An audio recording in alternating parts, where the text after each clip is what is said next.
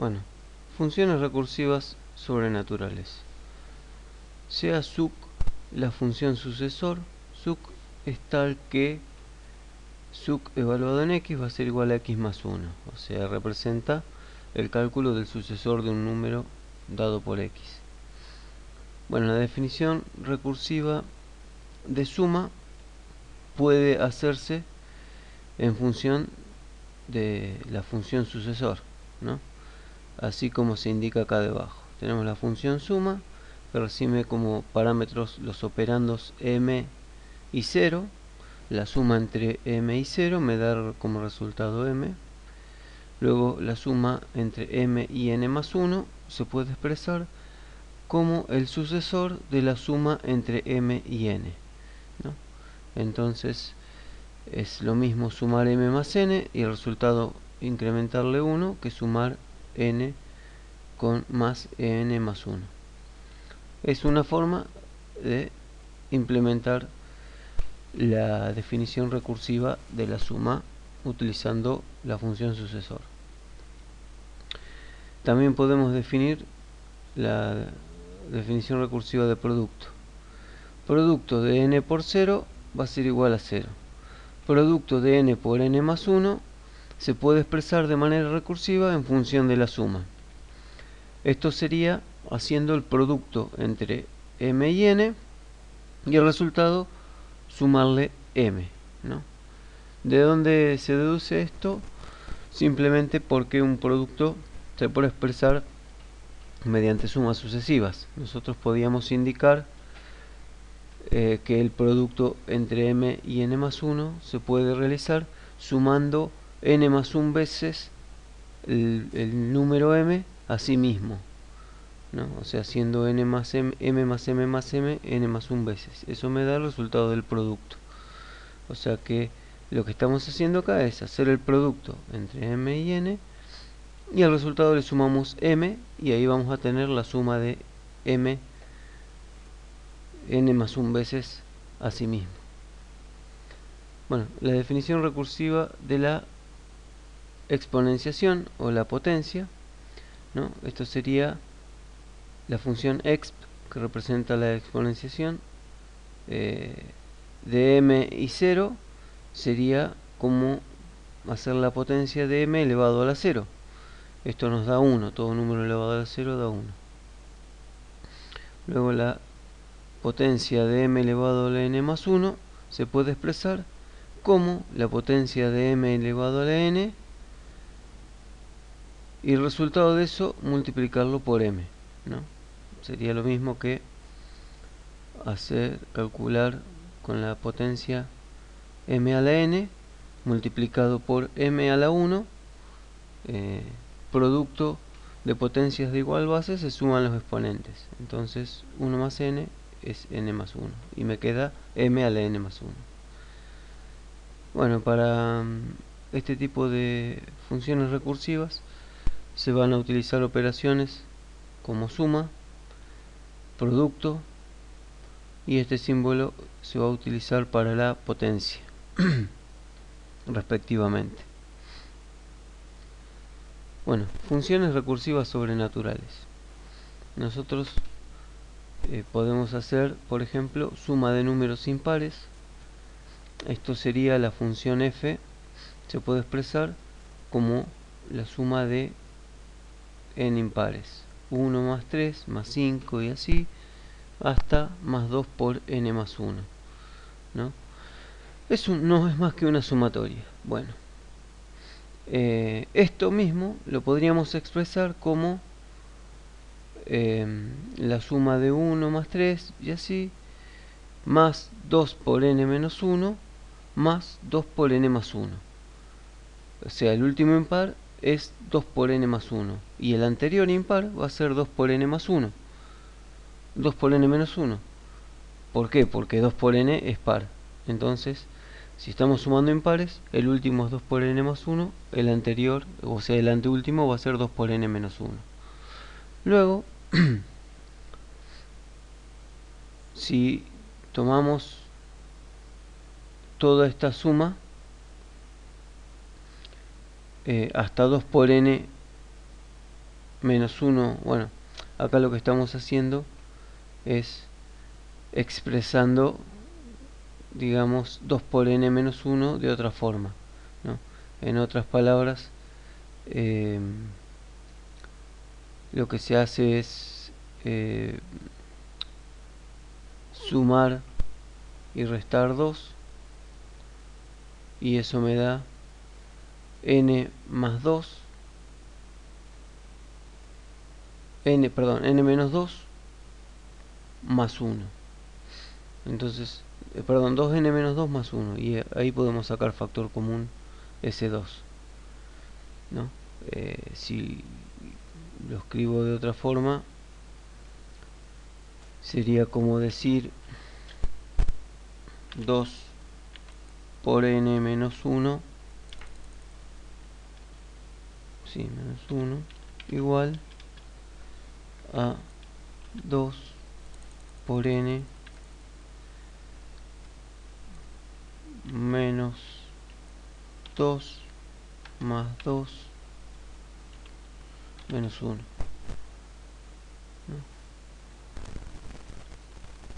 De estos dos términos saco factor común 2, por eso me queda 2 por n menos 1, todo entre paréntesis, y más 2 menos 1 me da más 1. ¿Está bien? Entonces, acá lo que estoy demostrando es que 2 por n menos 1 es lo mismo que 2 por n menos 1 más 1. ¿Para qué hice esto? Para expresar esto en el formato de número impar, ¿no? 2 por algo más 1.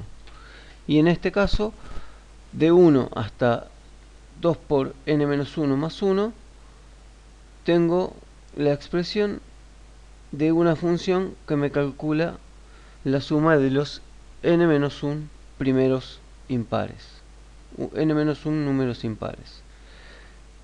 Entonces puedo expresar de manera recursiva f evaluado en n como f evaluado en n menos 1 más 2 por n más 1, que es el último impar, ¿no? Eso sería de forma recursiva. Por si no quedó claro, todo esto representa la suma de los n menos 1 primeros impares, por eso se expresa la función de suma de números impares evaluada en n menos 1. Bueno,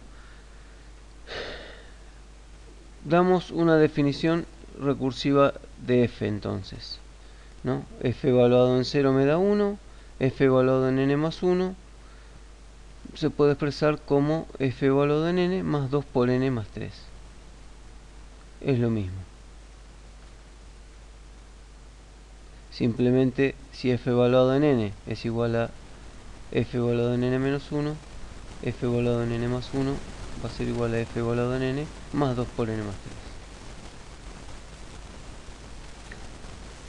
Bueno, definición recursiva de Fibonacci.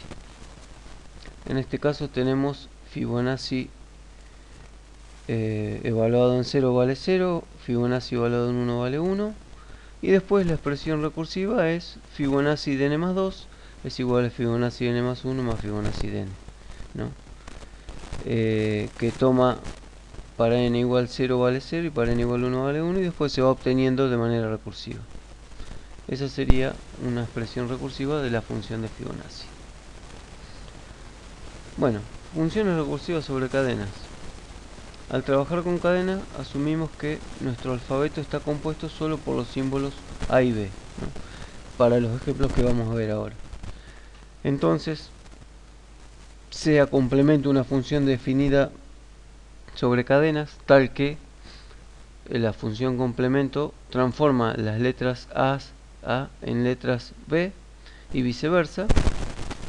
Entonces vamos a dar la definición recursiva del complemento como el complemento de A concatenado la cadena W se puede expresar como B, que es el complemento de A, concatenado el complemento de la cadena W, ¿no? Como no sabemos cuál es la cadena W, dejamos expresado en función del complemento.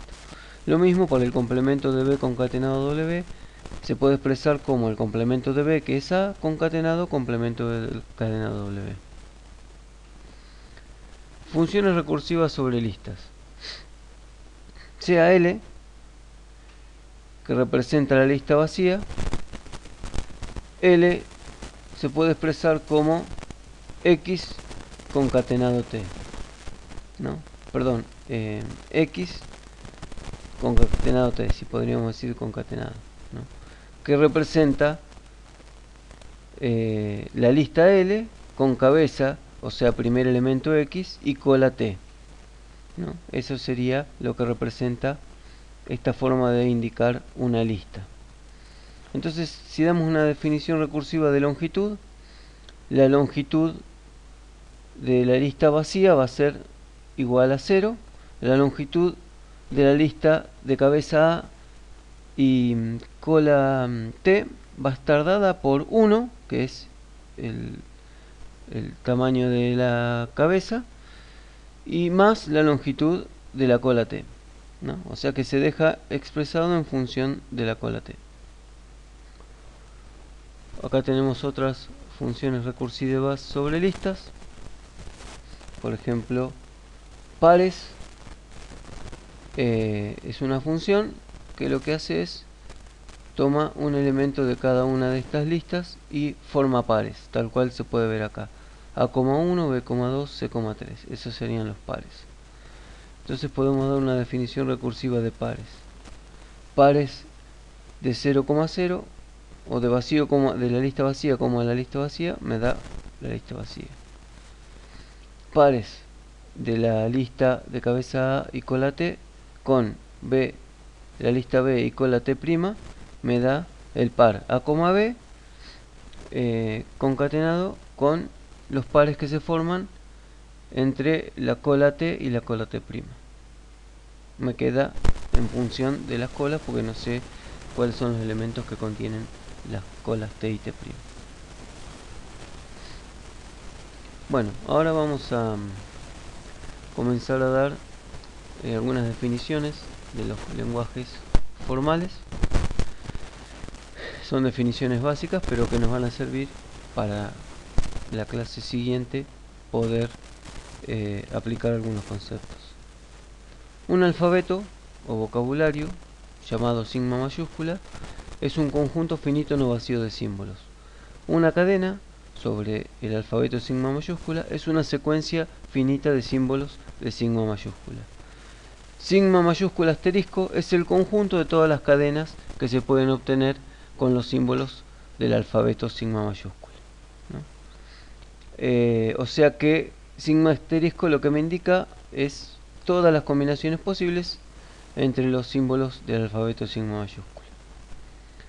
Un lenguaje sobre sigma mayúscula, o sea sobre el alfabeto, es un subconjunto de todas las combinaciones posibles de los elementos que podemos tener de los elementos del alfabeto. Una gramática para un lenguaje puede ser descrita definiendo su proceso generativo, ¿no? Lo que estamos diciendo es que podemos describir una gramática para un lenguaje definiendo su proceso generativo, o sea, cómo es que se van generando las cadenas de ese lenguaje. Vamos a definir la gramática estructura de frase. Esta gramática es conocida como la gramática tipo 0, es una cuatupla y la expresión que la representa está dada por G en función de B sub n, que son los símbolos no terminales, B sub t, que son los símbolos terminales, S, que es el símbolo inicial de la gramática, y P es un conjunto finito de producciones.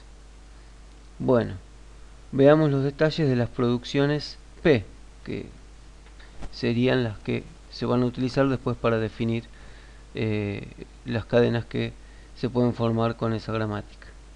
Conjuntos finitos de producciones de la forma alfa entonces beta, donde alfa es una cadena sobre un símbolos no terminales, unión símbolos terminales, con al menos un símbolo no terminal.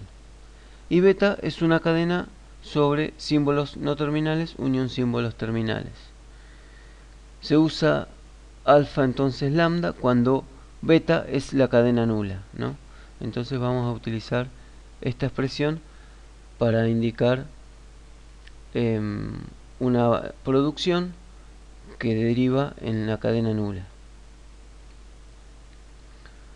Derivaciones. Sea G la gramática y sean W1 y W2 cadenas sobre símbolos no terminales unión símbolos terminales, o sea que son de la forma símbolos no terminales unión símbolos terminales. Decimos que W1 deriva directamente en W2 y lo notamos como W1 implica a W2 si alfa entonces beta es una producción en P y W1 contiene una instancia de alfa.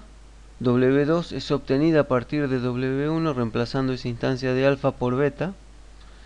Entonces podemos decir que de W1, de la cadena W1 se puede derivar a la cadena W2, ¿no? Siempre utilizando una producción para justificarlo, ¿no? Para fundamentar esa derivación. Bueno, si W1, W2, Wn son cadenas de la forma símbolos no terminales unión símbolos terminales, y si de W1 se puede derivar a W2, si de W2 se puede derivar a W3 y así hasta Wn-1 que derive en Wn, entonces podemos decir que W1 permite generar o deriva la cadena Wn, ¿no? Y esto se escribe como W1 implica más Wn, ¿no? Por convención, lo que estamos diciendo es que partiendo de W1 se puede derivar en varias cadenas hasta llegar a la cadena Wn. O sea, esto es por medio de una serie de derivaciones. Dado una gramática G, el lenguaje L generado por G, denotado como L evaluado en G, es el conjunto, que lo llamamos L, de cadenas W que pertenecen a símbolos terminales, ¿no? Combinaciones de estos símbolos terminales, por eso está la estrella de Kleene. Tal que S, partiendo del símbolo inicial, se puede realizar derivaciones hasta llegar a estas cadenas W. En otras palabras, L es el conjunto de todas las cadenas de terminales, o sea, de símbolos terminales generadas a partir del símbolo inicial S. Podemos dar una observación, ya que una vez que una cadena W de terminales ha sido obtenida, ninguna producción puede ser aplicada a W y W no puede generar otras cadenas nuevas partiendo de esta, ¿no? O sea, esta ya es una cadena formada por símbolos terminales que forma parte del lenguaje, y de una cadena que forma parte del lenguaje no se puede derivar a nuevas cadenas. Un ejemplo de derivación. Supongamos que tenemos el lenguaje L definido como cadenas dadas por ceros a la n, eso sería cadenas de n ceros, seguidas de unos a la n. Esto significa cadenas de n unos, una cantidad n de unos, tal que n es mayor o igual que 1. O sea que el lenguaje L son todas las cadenas formadas por ceros seguidas por unos, en donde la cantidad de ceros y la cantidad de unos puede ser mayor o igual que 1. Bueno, una gramática para el lenguaje L va a estar dada por G, donde los símbolos no terminales van a estar dados, en este caso, en esta gramática que estamos definiendo, por el símbolo inicial, y los símbolos terminales van a estar dados por los símbolos ceros y unos. Y el conjunto de producciones P va a estar dado por estas dos producciones. Una es que S implica a 0S1 y la otra es que 0S implica a 0,1, ¿no? Significa, estos son de la forma alfa entonces beta, como vimos en las definiciones de gramáticas. entonces los alfas van a ser símbolos no terminales, en este caso el único que hay, que es el símbolo inicial, y los betas van a estar formados por combinaciones de símbolos terminales y no terminales. Entonces se puede generar con esta gramática la cadena 0 a la 3 seguido de 1 a la 3. Esto sería 3 ceros seguidos de 3 1, ¿no? Utilizando las siguientes producciones. Partimos del símbolo inicial S y utilizando la producción 1, esta sería la producción 1, la llamamos P1, derivamos a 0S1, ¿no? Derivamos a esto. Luego podemos volver a utilizar la producción 1, en este caso tenemos 0S1, y lo que se hace para utilizar la producción 1, se reemplaza a S por la producción 1, o sea por 0S1 nuevamente. Por lo tanto, si en 0S1 reemplazo a S por 0S1, me queda 00S11, ¿no? Eso también aplicando la producción 1. O sea, para que quede claro, el reemplazo que se hizo es esta S por 0S1. Y así se obtuvo la cadena 00S11. Por último, aplicamos la producción 2, o sea, reemplazar a S por 0,1, y en este caso en lugar de S vamos a poner 0,1, ¿no? Que sería este 0,1 de acá. Eso lo logramos con la producción 2 y obtenemos la cadena 000111. Veamos otro ejemplo. En este caso tenemos el lenguaje dado por cadenas de la forma A a la N seguido de B a la N seguido de C a la N con N mayor o igual que 1. O sea, son cadenas de letras A seguidas de letras B seguidas de letras C, en donde la cantidad de letras A, B y C depende del valor de N, ¿no? Y puede ser mayor o igual que 1.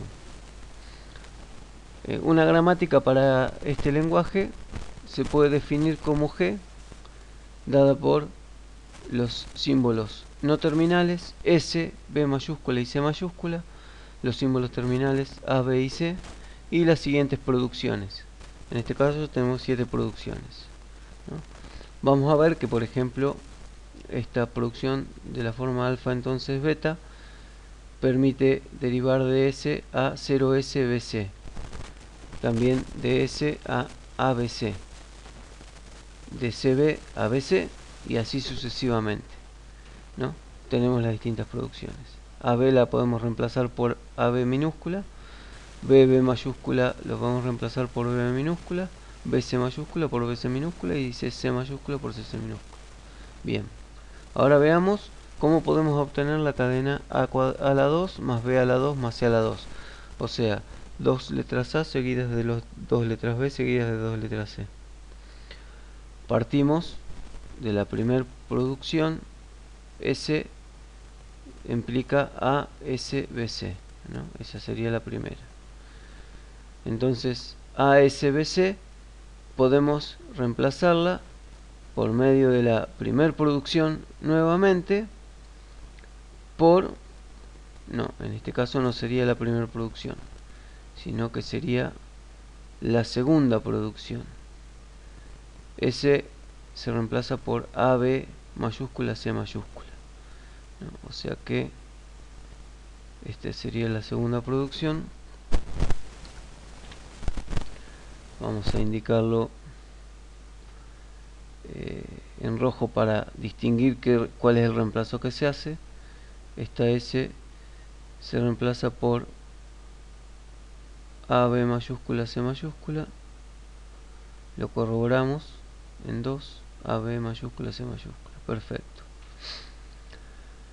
Luego vamos a aplicar la producción 3. En este caso, en la producción 3 reemplazamos CB mayúscula por BC mayúscula. Sería reemplazar CB, lo vamos a poner en otro color, por BC. Esto es para la producción 3. ¿no? En la producción 4 reemplazamos BB mayúscula por BB mayúscula. Esto lo vamos a hacer de otro color, pongámosle naranja, ¿no?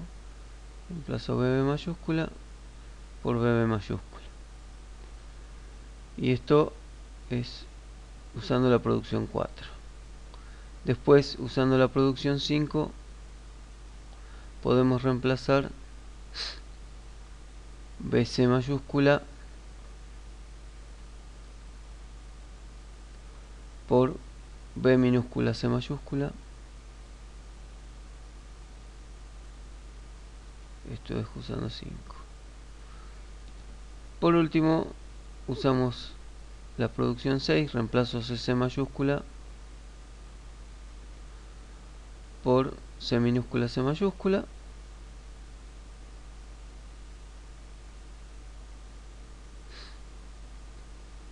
Y finalmente C minúscula C mayúscula por CC minúscula usando la producción 7.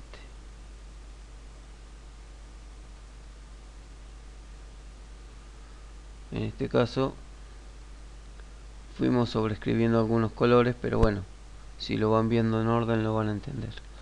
Así que ese fue el proceso para obtener la cadena buscada AA, BB, CC, ¿no? A a la 2, seguido de B a la 2, seguido de C a la 2. Bueno, con esto terminamos la clase 4.1.